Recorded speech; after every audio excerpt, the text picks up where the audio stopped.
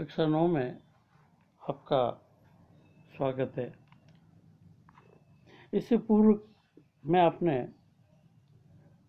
परिमेय संख्याओं को दशमलव प्रसार के रूप में बदलना सीखा।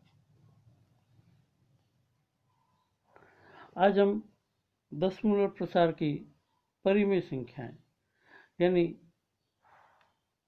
जो शांत है या अशांत आवर्ती दशमलव के रूप में है, उन्हें P/Q के रूप में कैसे बदला जाता है उसके ऊपर अपन अध्ययन करेंगे।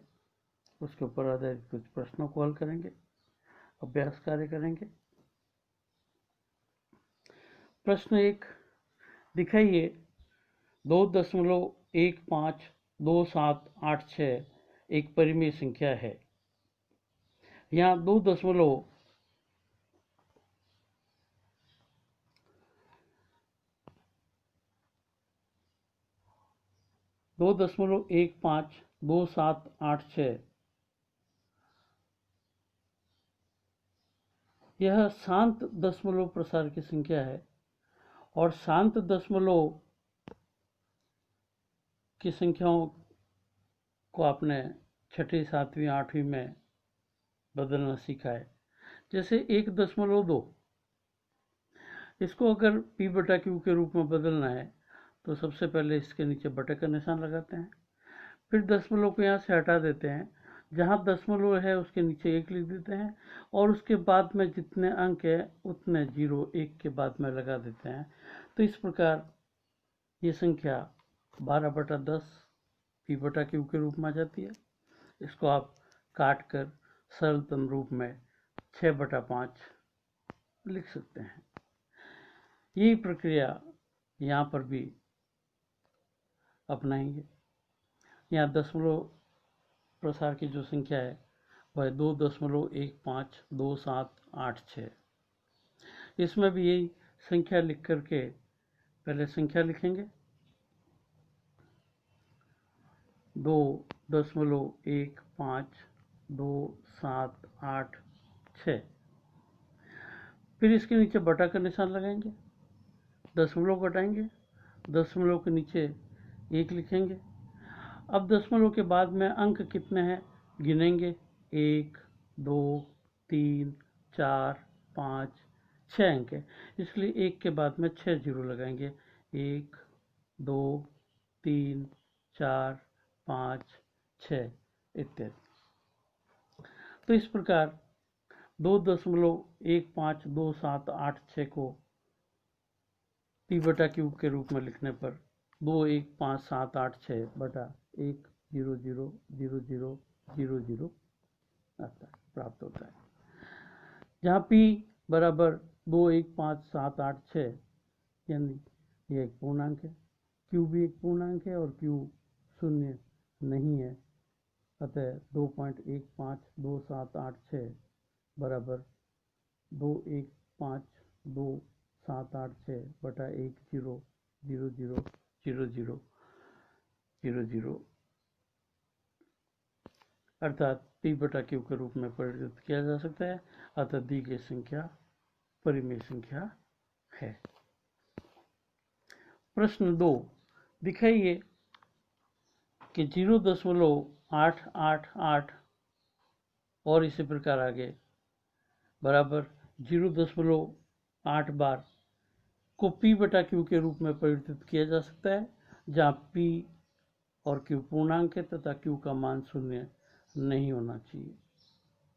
माना कि x बराबर 0.8 बार या x बराबर 0.888, इसी प्रकार आगे इसे हम समीकरण 1 नाम दे देते हैं। दोनों ओर 10 से गुणा करने पर, यहाँ पर ये ध्यान रखना है कि जितने अंकों की पुनरावृत्ति हो 1 के बाद में उतने शून्य लिए जाते हैं। यहाँ पर 1 अंक की पुनरावृत्ति हो रही है, अतः हम 10 से गुणा करेंगे।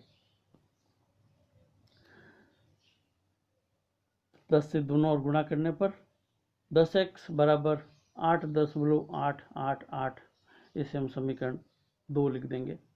समीकरण 1 को 2 में से घटाने पर तो 10x में से x घटाएंगे तो आएगा 9x, और 8.888 इसी प्रकार आगे, इसमें से 0.888 इसी प्रकार आगे, इसको घटाएंगे तो हमें प्राप्त होगा 9x बराबर 8। पक्षांतरण कर देंगे तो x बराबर हो जाएगा 8/9।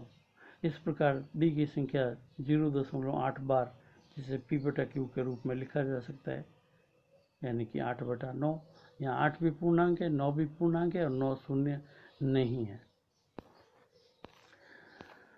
प्रश्न संख्या 3, दिखाइए 0.47 बार बराबर 0.474747 और इसी प्रकार आगे को p/q के रूप में व्यक्त किया जा सकता है।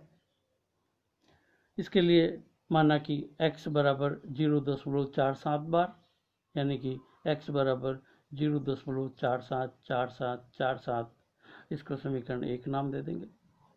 यहाँ 2 अंकों की पुनरावृत्ति है, इसलिए दोनों ओर 100 से गुणा करेंगे, तो 100 से गुणा करने पर 100x बराबर 47.474747 और इसी प्रकार आगे।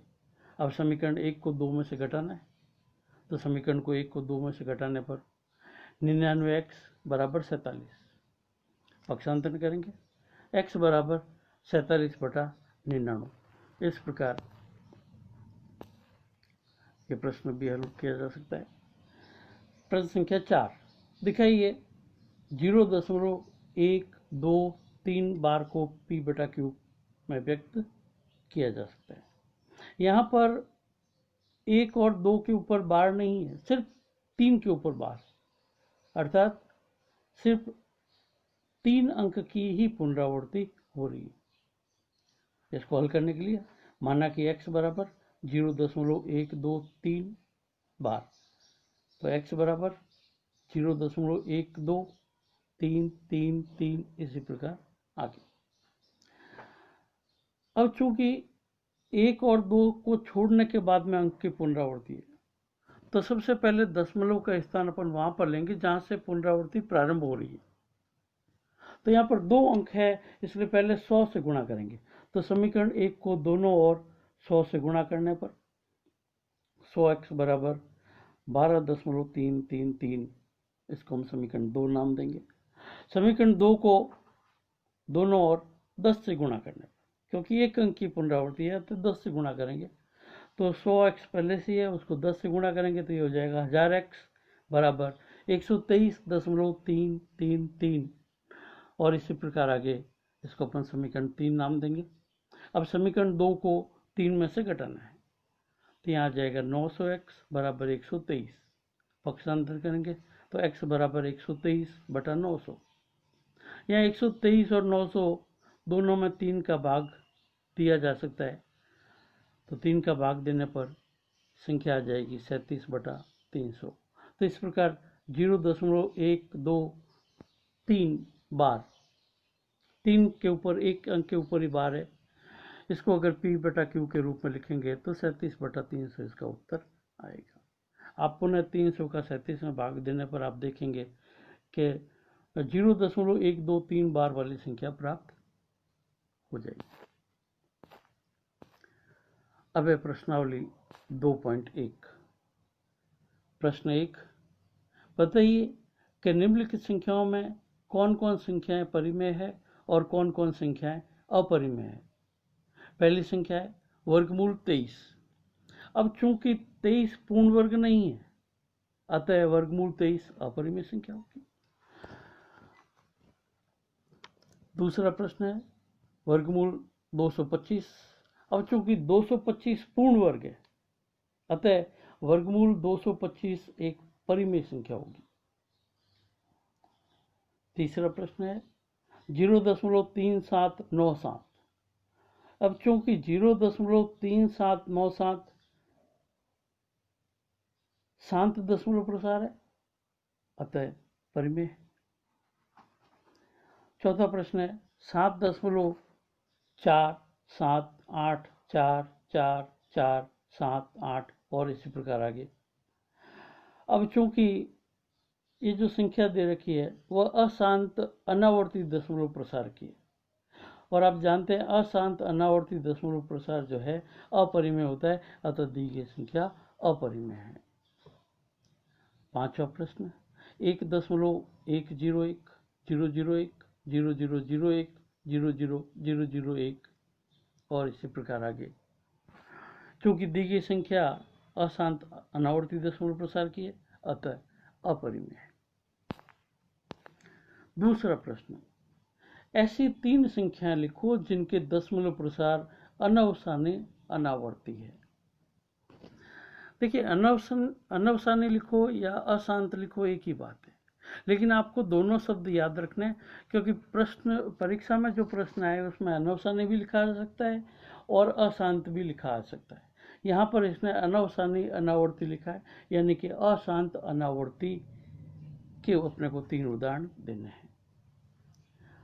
हम जानते हैं कि अपरिमेय संख्याओं का दशमलव प्रसार अशांत अनावर्ती होता है, अतः इसके उत्तर में कोई 3 अपरिमेय संख्याएं लिखी जा सकती है।